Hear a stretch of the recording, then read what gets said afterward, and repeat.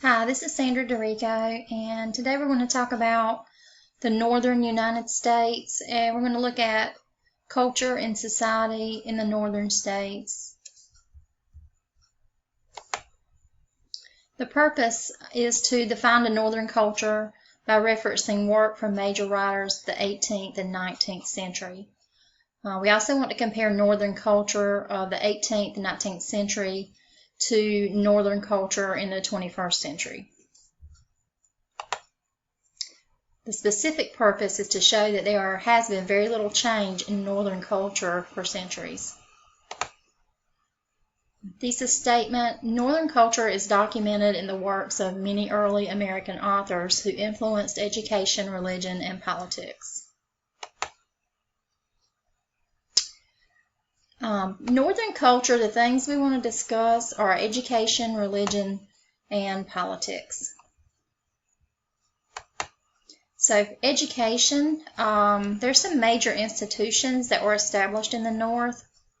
It just shows how progressive the North was when it comes to education.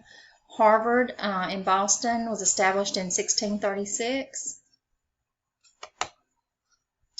Yale, founded in Connecticut in 1701. And Princeton, founded in New Jersey in 1746. Ralph Waldo Emerson, from Boston, Massachusetts, 1803 to 1882. He was an author, and he references the education in the North in his passage, The American Scholar. Emerson, to quote Emerson, in his The American Scholar work, he said, "Hence, instead of man thinking, we have the bookworm." Northern education in the 21st century. This is a 2014 U.S. Census Bureau, and Massachusetts ranks the highest in adults with a bachelor's degree or higher education.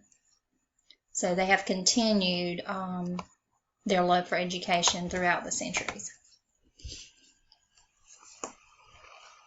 I'm going to talk a little bit the Massachusetts Bay Colony, Northern religion. They were Puritan in the beginning. They wanted to escape Catholicism. They did not like the traditions of the Catholic Church, so they wanted to establish their own religion and be able to worship freely. So what came out of that was the Salem witch trials of 1692.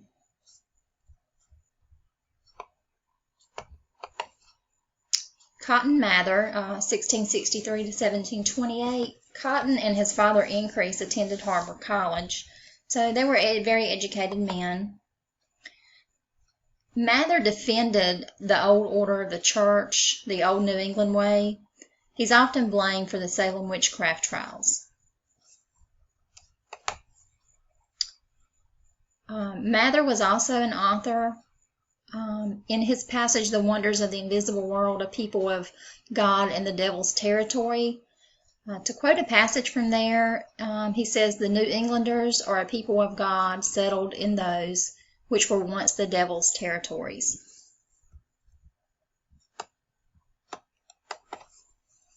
Nathaniel Hawthorne was from Salem, Massachusetts.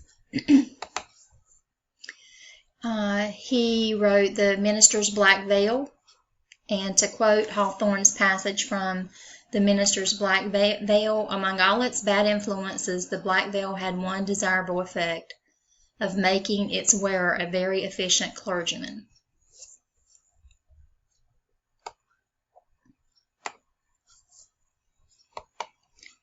So Northern religion in the 21st century, even though the Northern population tried to escape Catholicism, half of Massachusetts religion today is Catholic.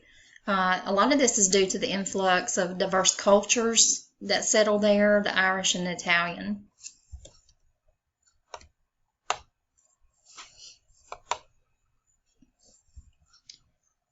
The third thing we want to discuss is politics, Northern politics. They were Whigs, which were Republicans. Benjamin Franklin, 1706 to 1790. He was from Boston, Massachusetts. He was a politician, Republican, author, abolitionist, and he resided in Philadelphia, Pennsylvania, and ran a newspaper.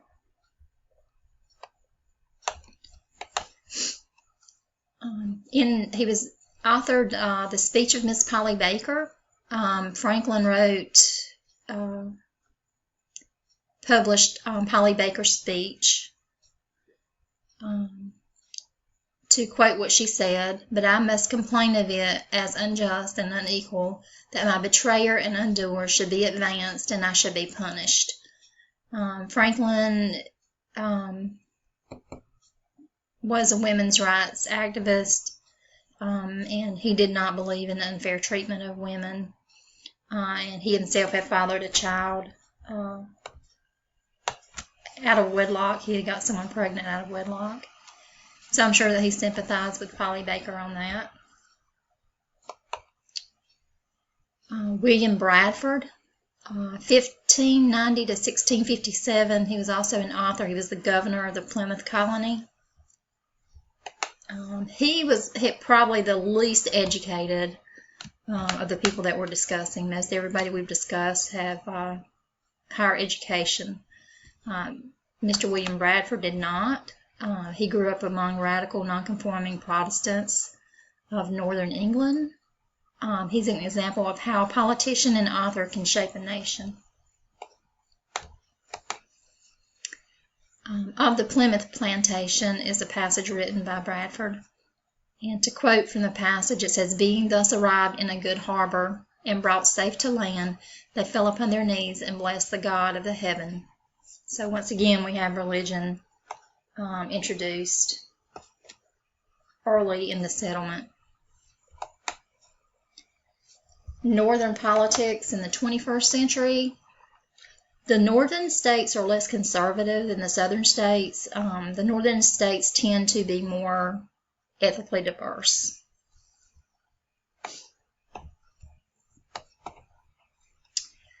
Thesis statement: Northern culture is documented in the works of many early American authors who influenced education, politics, and religion. The education, religious, and political views of the North have become a tradition. Traditions are part of culture.